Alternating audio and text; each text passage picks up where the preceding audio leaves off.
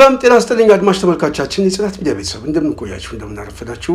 እንግዲህ አቶ አረጋ ከበደ የአማራ ብሔራዊ ክልላዊ መንግስት ርዕሰ መስተዳድር፣ የተከበሩ ዶክተር አብዲ ሁሴን የአማራ ብሔራዊ ክልላዊ መንግስት ምክትል ርዕሰ መስተዳድር፣ የተከበሩ ሳሊማ አብዲ የአፍሪካ ዩኒየን ምክትል ኮሚሽነር፣ የተከበሩ መሐመድ አብዲ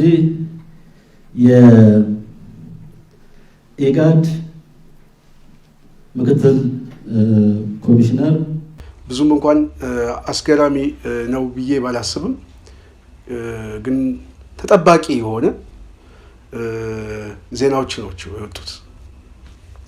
የጽናት ሚዲያ ቤተሰብ እንግዲህ ማስረሻ ሰጤ እና አረጋ ከበደ እንግዲህ የአፋድ ስራ አስፈጻሚ በመሆን የውጭ ጉዳይ ላይ ሲሰራ የነበረ እና ከሳምንት በፊት ታግዷል ተብሎ በመግለጫ ወጣ ሰው በአፋድ ስም ተደራደረ የሚል ዜና ምናልባት ማስረሻን ለሚያውቀው ሰው እና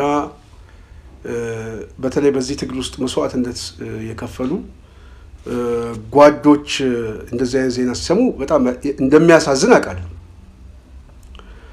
አጀንዳ ግን ከአንድ ቀን በላይ ሆኖ አይቆይም። ምክንያቱም እርባና ቢስ የሆነ ምናልባት ገዳዮችን ለማስደሰትና ሟቹን የአማራ ሕዝብ ደግሞ ለማሳዘን በምን አይነት የድንቁርና መንፈስ ውስጥ እንዳለ የሚያሳየን። ስለዚህ አፋድ በዋናነት እንግዲህ ይህንን ሰው በስራ አስፈጻሚ መድቦት በተደጋጋሚ ጊዜ ከዚህ በፊትም ብዙ ምልክቶች እየታዩ ነበረ። በተለይ ከድርድር አኳያ ከዚህ በፊት ወሎ ዳውንት አካባቢ ኢጋድን እንደዚሁም የአፍሪካ ህብረት ባሉበት ከብልጽግና ጋር ለመደራደር ፍላጎቶች እንዳሉ በስፋት ሲገለጽ ነበረ። ግን እዛ ውስጥ የተጠቀሰው በዋናነት በተለይ ለአማራ ክልል ካለበት ከፍተኛ ችግር አኳያ ሂውማኒታሪ ጉዳዮች ላይ ብቻ ነው የተወሰነው። በዋናነት ሰብአዊ አገልግሎት እንዲገኝ፣ በተለይ ተፈናቃዩ እንዲያገኝ፣ እርዳታ እንዲገባ እና እንደዚሁም የተለያዩ አስፈላጊ የሆኑ ግብአቶች የተጎዳው ህዝብ እንዲያገኝ ከመስማማት ውጪ የድርድር አጀንዳ የለም የሚል ማስተባበያ ነው የተሰጠው። እንግዲህ ከዛ በኋላ እነዛው ሰዎች ባሉበት ብልጽግና ማስረሻን ከአረጋ ከበደ ጋር ለማስማማት ጥረት አድርጓል። ዜናው ሲሰራ ግን 2-3 መልኮች አሉት። ለምን ተፈለገ የሚለውን እንፈትሸዋለን ማለት ነው። አንደኛው ማስረሻ ሰጤ እንደ ግለሰብ ለመንግስት እጅ ቢሰጥም ያገዛዙ የሚዲያ ልሳኖች አንደኛው ከማስረሻ ጋር በአፋድ ስም የሰላም ስምምነት አደረገን የተባለው። አፋድ ደግሞ ከቀናት በፊት መግለጫ የሰጠው አግጀዋለሁ ነው። አግጀዋለሁ ያለው አፋድ ነው። በአፋድ ስም ተደራደረ ያለው ደግሞ ብልጽግና ነው። ይሄን ነጥብ ያዙልን። ሁለተኛው በዚህ የሰላም ስምምነት ላይ እንዲገኝ የተፈለጉት የአፍሪካ ህብረት እንደዚሁም ኢጋድም በተገኘበት ከሆነ 5 ስታር ሆቴል ውስጥ 1-2 በዚህ ሻይ ቡና ሲጠጡ እንደው አጋጣሚ ያገኛቸውንም ፈረንጆችን በመሰብሰብ ብልጽግና ፎቶ እነሱን አንስቶ አፋድ ከክልሉ አስተዳደር ጋር ለዘላቂ ሰላም ተስማማ ነው ዜናው። ሁለተኛው እሱ ነው።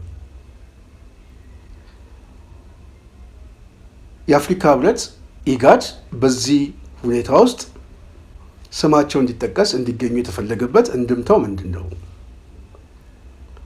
በሶስተኛ ደረጃ ስምምነቱ ከክልሉ ጋር እንጂ ከፌዴራል መንግስት ጋር አይደለም የሚለውን እንድምታ ማሳየት ተፈልጓል። የክልል ጥያቄ ነው። እዛው በክልል ውስጥ እንዲወሰን የሚፈልግ በተለይ በዋናነት ይሄን አሳሰብ አብዛኛውን ጊዜ ኦህዴድ ሲያቀነቅነው የነበረው ከአረጋ ጋር ተስማምታችሁ ስሩ፣ እሱ እኮ ጥሩ ሰው ነው ምናምን እያለ አብይ ዲስኮርስ የሚሰጠው ማለት ነው። ስለዚህ ብልጽግና ከማስረሻ ጋር ሲደራደር በአፋድ ስም ተጠቅሟል። በሌላ በኩል ኢንተርናሽናል ኮሚኒቲው የዚህ ታዛቢ እንደሆነ ለማሳየት ሞክሯል። ሶስተኛ ጥያቄውን በክልል ደረጃ የተወሰነ እንደሆነ ለማሳየት ፈልጓል። ይሄ ፕሮፓጋንዳ በነገራችን ላይ ዛሬ ሲጨፈጨፉ ሲደበደቡ ይዋሉበት ነው። እኔ ግን ይሄንን ሊያደርጉ እንደሚችል ወይም ደግሞ ማስረሻ ወደዛ ሂደት ውስጥ ሊገባ እንደሚችል እጅ ከመስጠቱ በፊት እጅ የሚሰጡ ሰዎች አሉ ብለን ምስክርነት ሰጥተናል። በጣም የገረመኝ ትላንትና አንድ ፕሮግራም አለ በሱ ጉዳይ ላይ ሰራሁት። እሱን ሳልጨርስ አንድ ሰው ደውሎ ነው በተለይ የማስረሻን ዜና ሰምተዋል ወይ ሲለኝ እኔ አልገረመኝም። ሊሆን እንደሚችል እየጠበቅኩ ነበር። ብልጽግና ሊያደርግ የሚችለው እጅ ሰጡ የሚለው ሚኒሻ በመሰብሰብ አንድ የሚታወቅ ሰው ነው የሚፈልገው። ከዚህ በፊት ገልጫለሁ። የሚታወቅ ሰው ያንን የሚታወቅ ሰው በመያዝ ወደ ድርድር ገባን፣ የሰላም ስምምነት ተቀብለው የመጡት ጋር ተደራደርን ብሎ ማሳየት ይፈልጋል ብለን ገልጸነዋል። ይሄ ነገር የተፈለገው ለምንድን ነው ከተባለ በተለያየ መልኩ በተለያየ የሁኔታ ትንተና መስራት ያስፈልጋል ብዬ አስባለሁ። አንደኛው መሬት ላይ ያለው የፋኖ እንቅስቃሴ እጅግ በጣም እየተጠናከረ ስለሆነ የብዙ ሰዎችን ግምት አይቼዋለሁ። እጅግ በጣም እየተጠናከረ ስለሆነ ይህንን ኃይል ተስፋ ማስቆረጥና የኃይል ማዛባት ስለሚፈለግ ዋናው አንድ ይሄ የኔ ግምገማ ነው የምነግራችሁ። የኃይል ማዛባት ስራ የሚሰራው ምናልባት የፖለቲካ ግራ ቀኙን ለማያውቅ ሰራዊት ተስፋ ለማስቆረጥ ነው እንጂ የዓላማ ጽናት ያለው ቁርጠኝነት ያለው የትግሉን መዳረሻ የሚያውቅ ታጋይ ማስረሻ አይሸውደው። የሚሸውደው ይሄንን ግራ ቀኙን ያላገናዘበ ሰው ለማን ነው የምሞተው ብሎ እንዲያስብ። ሁለተኛ የአማራ ሕዝብ የፕሮፓጋንዳ ስብራት እንዲደርስበት ማድረግ ነው። ይሄው ዋጋ ከፈልን መጨረሻው ግን እንደዚህ አይነት የሚል የፕሮፓጋንዳ ስራ በነገራችን ላይ ሕዝቡን መስበር ነው። የደጀን ኃይሉ የፋኖን የደጀን ኃይል መስበር ነው። ሶስተኛው ለኢንተርናሽናል ኮሚኒቲው ለሰላም እጃቸውን እየሰጡ ያሉ ኃይሎች በቃ ጦርነቱ በዋናነት እየከበዳቸው እንደሆነ እነሱም ራሳቸው እየደመሰሱ እየጠፉ ስለሆነ እኛ ከዚህ በፊት የምንገልጸው 3 ሽፍታ ናቸው ምናምን አቅም የላቸውም። አሁን የቀረው ሽፍታ ደግሞ አሸባሪ ነው፣ እጅ የሚቆርጥ ነው። ስለዚህ የሚቀረውን በሽብርተኝነት ልፈርጀው ነው። እጅ የሰጡትን ግን ይኸው ከመንግስት ጋር አብረው ለመስራት ለሰላም እጃቸውን እየሰጡ ነው የሚል ሜሴጅ ለማስተላለፍ ነው። አራተኛና ዋናው ጉዳይ ግን ማንም ሰው አላየውም። ማንም ሰው እኔ በዚህ ጉዳይ ላይ አንዳንድ ሚዲያዎችን እያየው ነበር። ቆንጆ ነው፣ ቆንጆ ግምት ነው አብዛኛው ያስቀመጠው። አራተኛው ግን የብልጽግና ዋነኛ ጆከር ነው። ወንድሞች ልንግባባ ከቻልን ብዬ ነው። በአራተኛ ደረጃ የተቀመጠ ግን ከመጋረጃው ጀርባ የሚፈለገው ደግሞ የሴራ ትንተና አለው።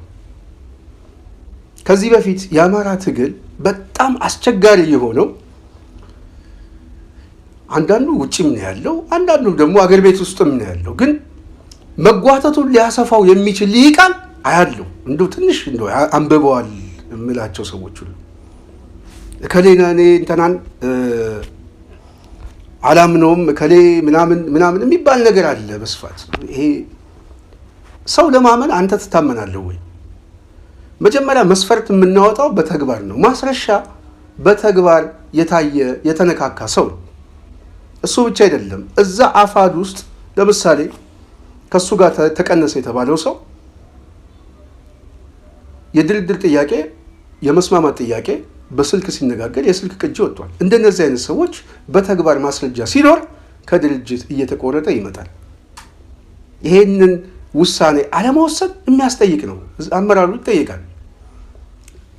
ለምን የሚለው በኮቴሽን የምናስቀምጠው ስለሆነ ነገሩን ግን የበለጠ ክፍተት የሚፈጥር ወጥመድ ውስጥ የሚገባ ሊቅ ግን ያለፉትን ስህተቶች መድገም ነው። በነገራችን ላይ ከዚህ በፊት እኔ እስር ቤት እያለሁ አስታውሳለሁ መሐመድ ተሰማ የሚባል ጀነራል አንድ ነገር ሲናገር ሰማሁት። እኛ እዛ እስር ቤት ውስጥ ነው የሰማነው። እውነት ለመናገር የጠላትን ኃይል የትኩረት አቅጣጫውን ማዛባት ችለናል አለ። ምንድን ነው ማዛባት ችለናል? እርስ በርስ እንዳይተማመን አድርገነው ነው የሚለው። ማዛባት ችለናል። ስለዚህ በፋኖ እንቅስቃሴ ውስጥ ዋነኛው ያገዛዙ ሴልና የብአዴን ሴል ሲጫወት የነበረው በውስጣቸው የሰርገው የገቡትን ሰዎች እንደ ዋና የጨዋታ ሜዳ እንደ ጆከር እየተጠቀሙ ተቋማዊ ኢጎ የፈጠረው ሽኩቻ፣ የአመራር ፍላጎት የፈጠረው ሽኩቻ፣ እንደዚሁም የትግል መስመር አይዲዮሎጂ የሚፈጥረው ልዩነት፣ አራተኛው የአሊያንስ ጉዳይና የጀርባ ታሪክ እየታየ የፋኖ እንቅስቃሴ ላይ እክል መፍጠር፣ መጓተት እንዲፈጠር መሬት ላይ ያለው ክፍተቱን አመጣው። አገዛዙ ደግሞ ይሄንን ተጠቀመበት። በውጭና በውስጥ ያለው ደጋፊ ነኝ የሚለው ደግሞ ይሄንን አጦዘው። እኔ 2 ዓመት የገመገምኩትን ነው የምናገረው። በጣም የጽናት ሚዲያ ቤተሰብ ማለት ነው። እዚህ ውስጥ እኔ ከማየት ውጪ ድንጋይ ወረወርኩበት ጊዜ የለም። ግን ያሳፍረኛል። ይሄ የመጠዛጠዣና ይሄ ከፍተኛ የሆነ ጭቅጭቅ ማንን የጠቀመው? ብልጽግናን የጠቀመው። ብልጽግናን ሲጠቅም ብልጽግና የበለጠ በውስጥ በኩል ያሉትን ኤጀንቶች ምን እያደረጋቸው ነው የመጣው? የበለጠ ይሄን አሰላለፍ እያሰፉት እንዲመጡ ወደ አውራጃዊ ክፍፍል መጨረሻ ላይ እርስ በርስ እስከ መገዳደል ነው የደረሱ። እርስ በርስ እስከ መገዳደል ምን ያህል ሰው እንዳለቀ ቀላል አይደለም። አሁን ይሄንን እያከሸፍን የምንመጣበት ነው። ፋክቱን ነው እየተነጋገርን መምጣት ያለብን። እውነታውን ማስቀመጥ አለብን። ከእውነታው ውጪ ደግሞ ደካማ ያየናቸውን ነገሮች ደግሞ መገምገም መቻል አለብን። አሁን አማራ ክልል ላይ ቅድም ያልኳችሁ አራተኛው ብልጽግና እጅግን በጣም ያስጨነቀው መሰረታዊ ጉዳይ የፋኖ ትግል ሂደቱ እያስተማረው የአይዲዮሎጂ እጥፋት ሁሉ እየመጣ ነው። ምናልባት ይሄ ከመነሻው ጀምሮ በዚህ ጉዳይ ላይ በጣም ተቸካይ የሆነ አመለካከት ይዞ የነበሩ ሰዎች ሁሉ እያፈገፈጉ እየመጡ ነው። ምንድን እየታሰበ ነው? አማራዊ የሆነ አስተሳሰብና መዳረሻ። በዚህ ውስጥ ደግሞ አንድ ተቋምና ድርጅት መፈጠር አለበት የሚል ስብስብ እየመጣ ነው። ስለዚህ ብልጽግና አሁን እየፈለገ ያለው ቅድም ያልኳቸው አራተኛው ይሄንን በድጋሚ ማጨናገፍ ነው። በምንድን ነው የሚያጨናግፈው? ማስረሻ አሁን ፕሮፓጋንዳ የተሰጠበት የሂደት ስምምነት አፋሃድ ነው የተባለው። ስለዚህ ከአፋሃድ ጋር ምን አለ? ከዚህ በፊት አንዳንድ ነገሮች አሉ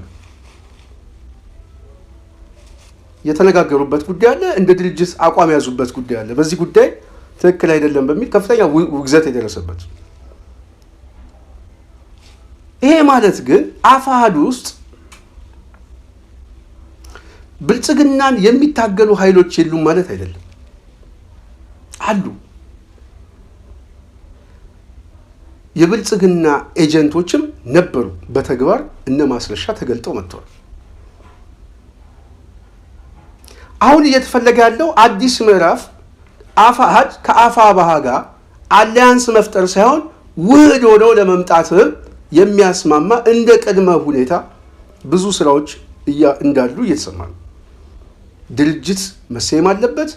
በአስተሳሰብም ውህድ የሆነ የፋኖ የአማራ መታገያ አስተሳሰብ የንድፈ ሀሳብ ትንተና መቀመጥ አለበት በሚለው የጋራ ስምምነት አለ። እሱ ብቻ ሳይሆን የትግል አሊያንስም እንደ አስፈላጊነቱ የትግል አሊያንስም ምልክቶች አሉ። ፋኖ እየተሰባሰበ እየመጣ ነው የሚለው ብልጽግና በከፍተኛ ደረጃ አስጨንቆታል። ስለዚህ አሁን ምን ሊያደርግ ነው የፈለገው? የፋኖን ትግል ከእንደገና ሪቨርስ ተደርጎ የዛሬ 2 ዓመቱ ሙሉ ሲጨፋጨፍበት የነበረው መንገድ ላይ ማስገባት ነው። ማስረሻ አፋሕድን ወክሎ ነው የመጣው ሲባል አብዛኛው ይሄ ስሜት የአንድነት ስሜት የሚያቀነቅነውን ኃይል በቃ ከነዚህ ጋር አብረን አንቆምም፣ አብረን አንቀላቀልም ምናምን የሚል የገፊነት አስተሳሰብ መፍጠር። ይሄ የገፊነት አስተሳሰብ ደግሞ የመጨረሻ የአማራን ፖለቲካ የሚበትነው አስተሳሰብ ነው። ስለዚህ ብልጽግና አሁንም እየበለጠህ ነው። እንደው የምትሰማ ከሆነ እንደው አንዳንድ የአማራ ሊቅ እኔ አሁን ጽሁፍ አይቼል እነዚህን አናምንም ምናምን ነገር እና ምናልባት እኮ እኛ ከብዙ ሰዎች በላይ በተግባር የቆሰንበት ታሪኮች አሉ። በተግባር የቆሰንበት ቁስለታችን እንኳን እያስታመም የምንቀመጥበት ማለት ማንም እንደው የኔን ያህል ደፍሮ አይናገርም። ማንም ሰው ነው ብነግራችሁ። ግን እንደ ድርጅት ግን እንደ ተቋም የአማራ ሕዝብ ዕጣ ፈንታ የሚያሳስበን ከሆነ የብልጽግና የፖለቲካ ሴናሪዮ መተንተን የግድ ያስፈልጋል። ስለዚህ እዚህ ወጥመድ ውስጥ ለመግባት እከሌን አናምነውም፣ እከሌን እንጠራጠረዋለን፣ እከሌ የሚለው ጉዳይ ላይ ለዘብ ማለት ያስፈልጋል። የማናምነውን ሰው በተግባር እንቅስቃሴው ነገ ጧት እየተገለጠ ይመጣል። በተግባር እንቅስቃሴው ነው። የመልአክ ስብስብ አይደለም። የትኛውም ድርጅት ላይ ጠላት ሊያስገባ ይችላል። የትኛውም ቤት ውስጥ አይጥ ሊገባ ይችላል። ለምን አይጥ ገባ አይባልም። ወጥመድና መርዝ ማዘጋጀት አንተ ፋንታ ነው። የፋኖ እንቅስቃሴ ሰራዊቱ ውስጥ ገብቶ መረጃ ይሰበስባል። እሱ ብቻ አይደለም። የብልጽግና ስራ አስፈጻሚ ውስጥ የፋኖ መረጃ ይወጣል። ምን እንዳወራ፣ ምን እንዳሰበ፣ የውጊያ ዕቅዱ ምን እንደሆነ ምናምን የጠላት ኃይል ውስጥ ገብተህ መረጃ መንጥፈህ ትወጣለህ። በተመሳሳይ ይሄኛውም ጠላት አንተን ሊያጠቃ ሲፈልግ ተመሳሳይ ነው። የመረጃና የፕሮፓጋንዳ ስራ ይሰራባል። እንዴት ገቡ ምናምን አይደለም። እንዲገቡ ያመቻቸው ማን ነው? እንዴት ገቡ ሳይሆን ለመግባትስ የሄዱበት ርቀት በዚህ ደረጃ ለምን ዘገየ? ፈጣን እርምጃ ለምን አልተወሰደም? የሚል ጥያቄ ነው እኛ መጠየቅ ያለብን እንጂ ለምን ገቡ የሚባል ነገር የለም። እኔ አንዳንዱ ፖለቲካ ድርጅትን የማያውቅ ሰው ነው ሀሳብ የሚሰጠው። የፖለቲካ ድርጅትና ፖለቲካን ለየው። የፖለቲካ ግምትህ ሌላ ነው፣ ድርጅት የሚሰራው ግን ሌላ ነው። ስለዚህ ድርጅት ውስጥ ይመጣል፣ የብዙ አይነት አሰላለፍ አለ። አፋባህ ውስጥም አለ ይኖራል። የመልአክ ስብስብ አይደለም። ማጥራት የነሱ ፋንታ ነው። ይህንን የሚዘጉበት ስቴጅ ነው የሚያዘጋጁት። አፋባህ ውስጥም እንዳለ አፋባህ ደግሞ ብልጽግና ውስጥም አለ፣ ይገባል።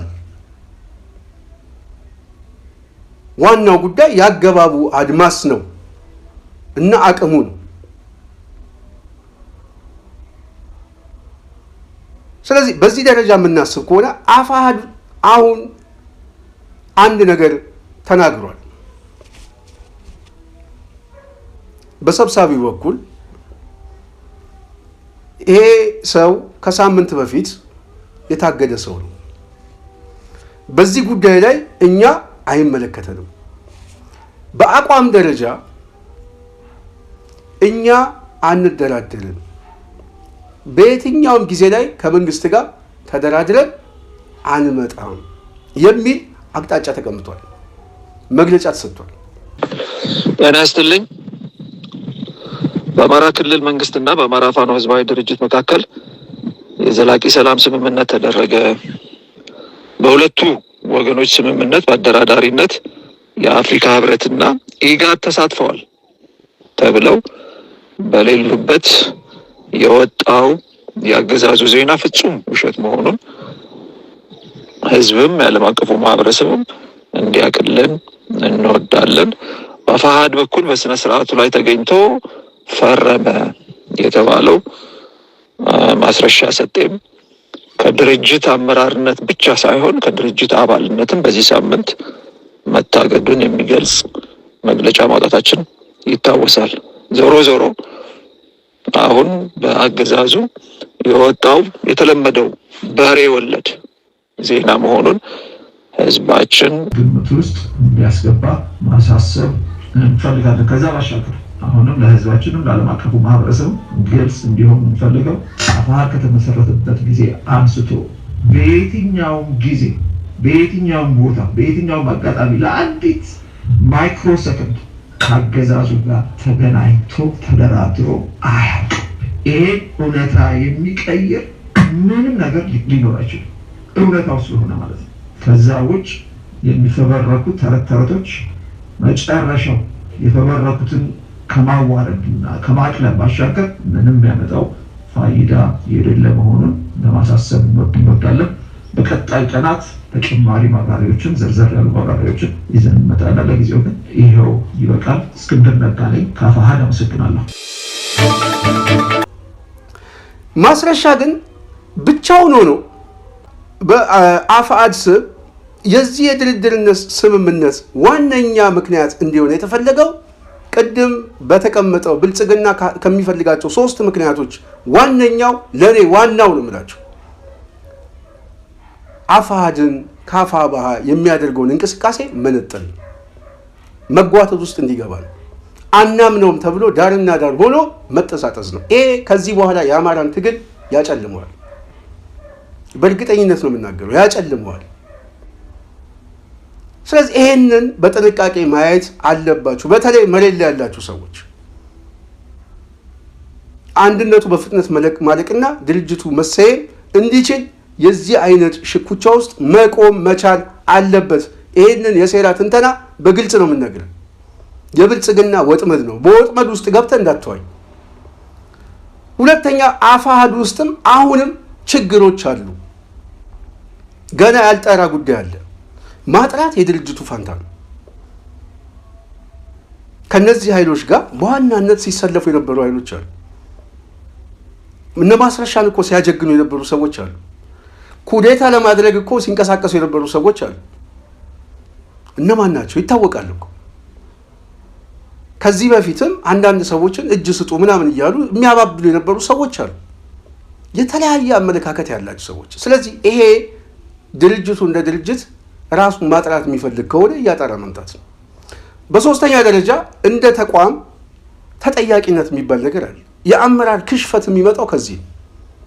አንድ ድርጅት አንድ መሪ የሚመራውን ሰው ማንነት ሳያውቅ ወደ ኃላፊነት የሚያመጣው ከሆነ የዛ ሰው ስብዕና መጨረሻ ላይ የባንዳ ተግባር ከሆነ ኃላፊነት መውሰድ የሚባል ነገር አለ። የብቃት ጉዳይ ነው። የአመራር ጥበብ ጉዳይ ነው።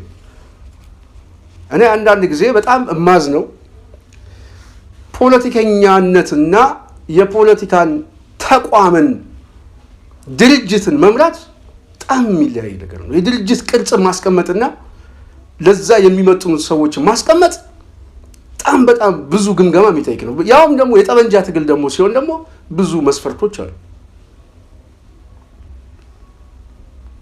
የትኛው የጠላት ኃይል ነው የምንዋጋው? ከማን ጋር ነው? ከኦዴድ ጋር ብቻ ነው የምንዋጋው?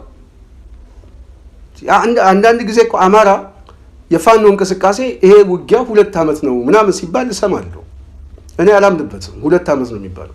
5 ዓመት ነው የተዋጋው። 5 ዓመት 3 ዓመቱን ቀንሰን ከ2 ዓመት ጦርነት በኋላ ከህወሓት ጋር የነበረ ጦርነት ወዲህ እንኳን 3 ዓመት ፋኖ በውጊያ ላይ ነው ያሳለፈው። 5 ዓመት በውጊያ ላይ ነው ያሳለፈው። ስለዚህ ከፍተኛ የሆነ የውጊያ ልምድ እና በሂደቱ ላይ ደግሞ ክፍተቶቹን እየተማረ የመጣበት ጊዜ ነው ተብሎ ነው የሚታሰበው። አሁንም እየከሸፍን ያለነው ግን ጠላት በቀላሉ እየተጠቀመን ያለነው ይሄ ኃይል ተሰባስቦ በተቋም አንድነት እንዳይመጣ የተለያዩ ትርክቶችን በማስቀመጥ ልዩነት መፍጠር ነው። ስለዚህ አንድ ሰው እኔ አሁን መሬት ላይ ያሉትን ሰዎች እኔ ከኔ ምናምን ብዬ እኔ አንድ ቀን ፈርጄም አላውቅም፣ አቅሙም የለኝም፣ ማድረግም አልፈልግም። በተግባር እየተገለጠ ይመጣል። ምክረ ሀሳብ እንሰጣለን እንጂ ድምዳሜ ላይ አንደርስም። ስለዚህ አሁንም የአማራን አንድነት የሚፈልግ ካለ ከዛ ውጪ እኔ በጣም የድንቁርና አስተሳሰብ ውስጥ እንዳለን ስለሚያሳይ ነው ብዬ ነው የማስበው። ይሄ የድንቁርና አስተሳሰብ ምንድን ነው? አሁንም እከሌን አትመኑት ከከሌ ጋር አትሁን የሚለውን በተግባር እንየው። የመጣንበት የኪሳራ መንገድ መገምገም መቻል አለበት። ስለዚህ አፋሕድ ውስጥ ጥንካሬ ያላቸው ለእውነት የሚታገሉ የሚሞቱ ዋጋ የሚከፍሉ ሰዎች እንዳሉ አምነን ማክበር መቻል አለብን። በተመሳሳይ ደግሞ የክህደት መንገድ ውስጥ የነበሩና ትግሉን እየጠለፉ የነበሩ ሰዎችም እንዳሉ በተጨባጭ ተገኝተው፣ ስለዚህ አፋሕድን ኪሳራውን መዋጥ ሂሱን መዋጥ ያስፈልጓል ብዬ አስባለሁ። ከአመራር ጀምሮ እኔ ምናልባት ለኔ ቅርብ የሆኑ ሰዎች እኔ ከዚህ በፊት በፌስቡክ ላይ ጽፌያለሁ ሀሳቤ በቃ በትክክል ማለት ነው። በጣም በህይወቴ ያዘንኩባቸው ሰዎች አሉ። ከማንም በላይ አብረን ዋጋ የከፈልን ሰዎች ግን ዛሬ ባሉበት ሁኔታ የኔን ጠባሳና ቁስል አደባባይ ላይ ማምጣት አልፈልግም። ግን የአመራር ብቃት የአመራር ክፍተት ግን እንዳለ በተጨባጭ በእኔ ነው የማውቀው። ከማን ጋር መሰራት እንዳለበት መስመሩ ምን እንደሆነ በጣም ሰፊ ክፍተት አይቻልም። ይሄ ክፍተት ግን የፈጠረው ውጤቱ ነው። ውጤቱ ምንድን ነው? ከሃዲዎችን ያመጣው ከክፋት አይመስለኝም። ከተቸካይ አመለካከትና ምናልባትም ከራስ የግል ስሜት ብቻ የሚነሳ አስተሳሰብ መሆኑ ያው ትግሉ በአጠቃላይ እየተበላሸ ዛሬ የደረሰበት ሁኔታ ላይ ተደርሷል። እያንዳንዳችን የየራሳችን የሆነ መክሊቶች አሉ። እኔ አብዛኛውን የራሴን ገልጬ አላሳየም። ሰው ነበር ሳጀግን የነበረው፣ ሰው ነበር ሲገፋ የነበረው። ግን የተሳሳተ መንገድ ውስጥ ገብተናል። ተቋም ስንሰራ አልነበረም፣ ግለሰብ ነው ስናወጣ የነበረው። ውጤቱ በባዶ ነው የቀረው። አሁን ተቋም ለመስራት መንቀሳቀስ መቻል አለብን የሚል የአማራ ቁጭቶች አሉ፣ ስሜቶች አሉ። እዚህም እዛም የነበረው ፍትጊያ ባለፈው አንድም የተቋም ኢጎ ነው፣ ሁለትም የግለሰብ ይገባኛል ጥያቄ ነው። ሌላ አይደለም። የሚሞተው አማራ ነው። የምናጣው ግን እንደ ተቋም እናጣለን፣ እንከስራለን። እንደ አማራ አንድ መሪ እንኳን ሳይኖር እንኳን እስካሁን የመጣንበት መንገድ ግልጽ ነው። ስለዚህ እኔ አሁንም የማስበው ብልጽግና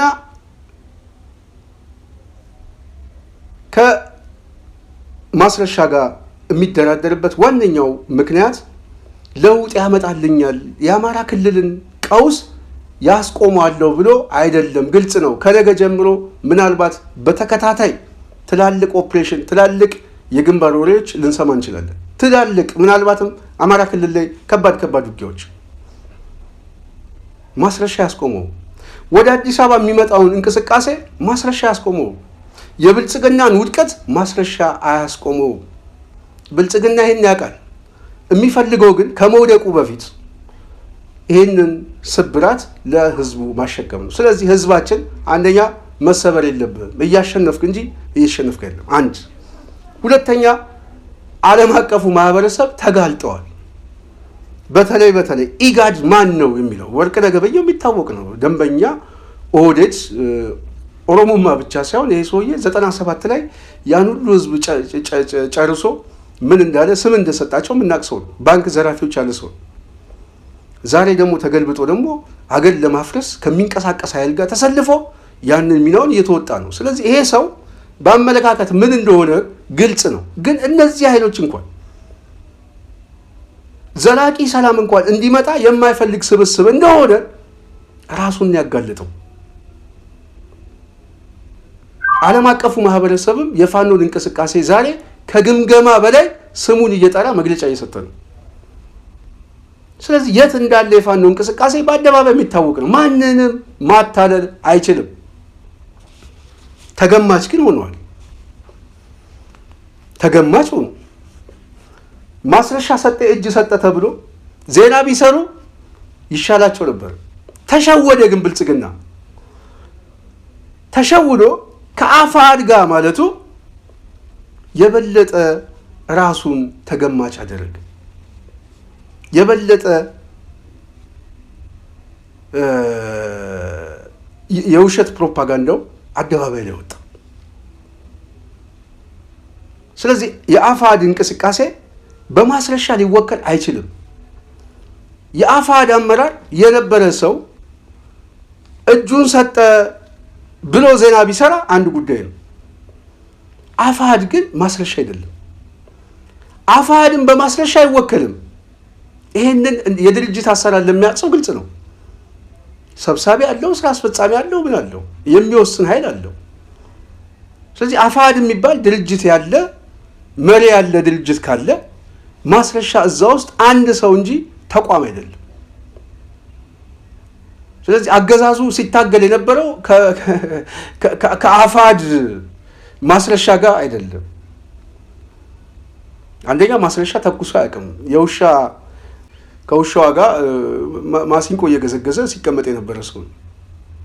ስለዚህ ይሄንን ሰው ተደራደረ ብሎ በስሙ መምጣት እንድምታው አሁን እየተፈጠረ ያለው መሬት ላይ ያለውን ተጨባጭ ሁኔታ መናድ ነው፣ አለመተማመን መፍጠር ነው። ነገ ጠዋት ደግሞ እነማን ናቸው የሚወጡት? ስለዚህ ከነዚህ ሰዎች ጋርማ አብረን አንቆምም፣ አብረን ድርጅት አንሰይምም፣ ነገም እንደዚህ ያደርጉናል፣ ይንሸራተታሉ ምናምን የሚል ጥርጣሬ መፍጠርና ይሄንን ወደ ሚዲያ ማጦዝ ነው። ከዛ በኋላ መሬት ላይ ያለው አንድነት ማፍረስ ነው። አማራው ግልጽ ሆኖልሃል። ግን በተደጋጋሚ ጊዜ ነው እንደዚህ አይነት የሴራ ትንተናዎችን አደባባይ ላይ የምናመጣው። እኔ አሁንም ይሄንን ሀሳብ ያመጣሁት በጣም እንደው ያውቃሉ የምትሏቸውን ሰዎች አሁንም የአንዳንድ ጽሁፎች ጽፉ ስላየው በጣም እንደው ስለደበረኝ በቃ እዛ ስብስብ ውስጥ አንደኛ ውጭ ያለ ሰው ምንም ይሁን ምንም እኔ አሁን ውጭ ሆኜ መሬት ላይ ያሉትን ሰዎች እምታቸው ገደብ አለኝ። የሆነ ገደብ አለ፣ ስፔስ አለው። ከዛ ስፔስ ውጪ መውጣት አልችልም። ምክንያቱም ከኔ ይሻላሉ። በቃ መሬት ላይ ያሉ ሰዎች 100% ይሻላሉ። በቃ መሬት ላይ ቢያንስ ትግል አለ፣ እየታገሉ ነው። ችግር አለ፣ እንደዚህ አይነት ችግሮች አሉ። ኦኬ፣ በዛ ጉዳይ ላይ ሀሳብ እንሰጣለን። መተቸት መብት ነው፣ ተቻለ። ስለ አንድነት ምንጮ ለማስገደድ አይደለም፣ ጠቃሚ ነው ብለን ነው የምናስበው።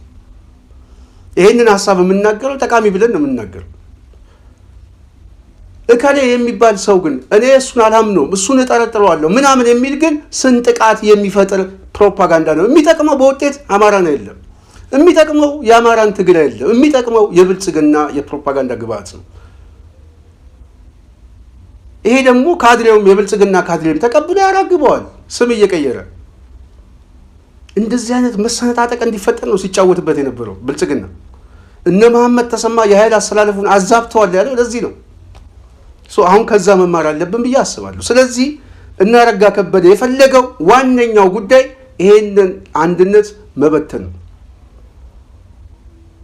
ስለዚህ አፋድ ላይ ያለው እንቅስቃሴ እኔ ባለፈው ጊዜ መግለጫ እንደሰጠ ሁሉ ራሱን አሁንም እያጠራ ተጨማሪ ሰዎች የሚገመግማቸውን ሰዎች ካለ በመግለጫ ማገድ ማስቆም የግድ ያስፈልጋል ብዬ አስባለሁ። እስካሁን የመጣበት መንገድ ግን በተግባር የክሽፈት መንገድ እንደሆነ ማየት አለበት። በቃ ይሄንን መገምገም መቻል አለ፣ ሂሱን መውሰድ አለበት። ስለዚህ ይሄ ደግሞ ኃላፊነት ያስፈልገዋል። ኃላፊነት መወጣትን ያስፈልጋል።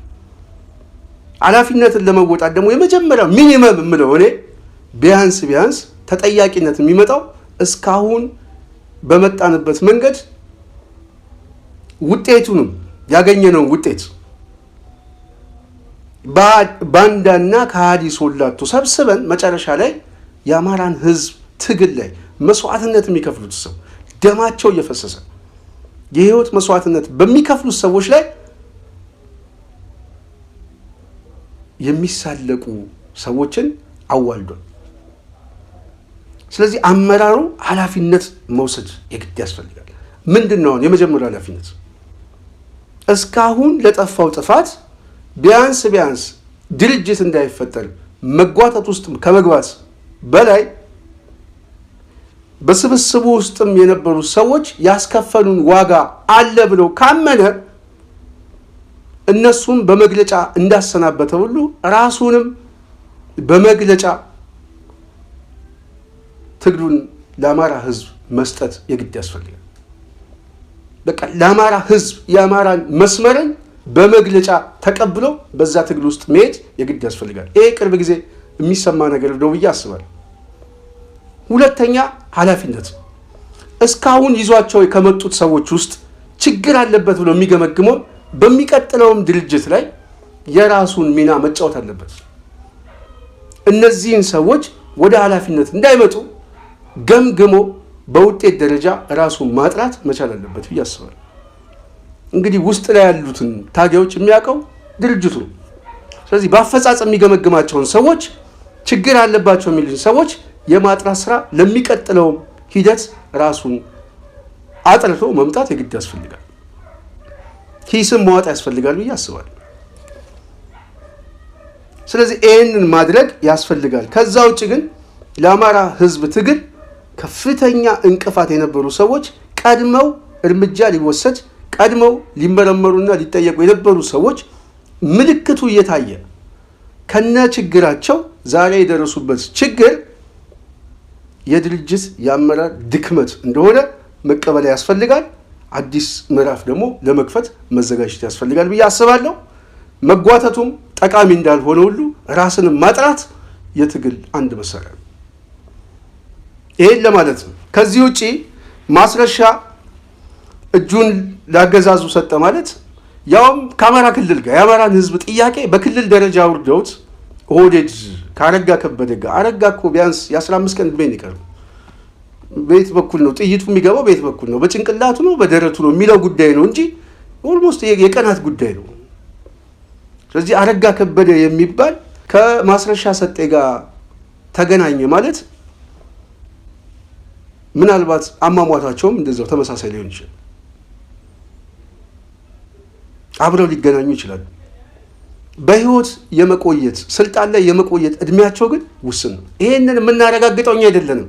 መሬት ላይ ባለ ጀግናና የዓላማ ጽናት ያለው ሰራዊት ነው ዛሬ ድረስ እየተፋለመ ያለ። ይሄ አጀንዳ ባለበት ሰዓት ዳውንት አካባቢ ላይ ያለው ጦርነት ቀላል ጦርነት አይደለም። በተለያየ አማራ ክልል ላይ ጎጃም ላይ ያለው ጦርነት ቀላል አይደለም። ስለዚህ ሂደቱና ውጤቱ ድል መሆኑ የማይቀር ጉዳይ ነው። የብልጽግና ስርዓት ግን እየተንኮታኮተ ሲመጣ በተለይ አማራው ድርጅት ከፈጠረ ያበቃልናል። ይሄ ድርጅት ደግሞ ሰሜናዊ የሆነውን አሊያንስ ከፈጠረ የትግራይ ኃይሎች አሁን ሌላ ኦፕሬሽን ውስጥ ናቸው። አበቃ ሂደቱ ወደ ጦርነት ሊገባ የሚችልበት ሂደት በጣም እየሰፋ ነው። ስለዚህ የአብይ አገዛዝ የቀናት እድሜ ነው ያለው። ይሄንን ለማጨለም ነው አሁን ስራ እየሰራ ያለው። ለዛ ደግሞ እኛ ወጥመድ ውስጥ ገብተን ሌላ ንትርክና የጭቅጭቅ ጊዜ ማሳለፍ የለብንም ብዬ አስባለሁ። የጽናት ሚዲያ ቤተሰብ እኔ በማስረሻ ሂደት ላይ አልገረመኝም።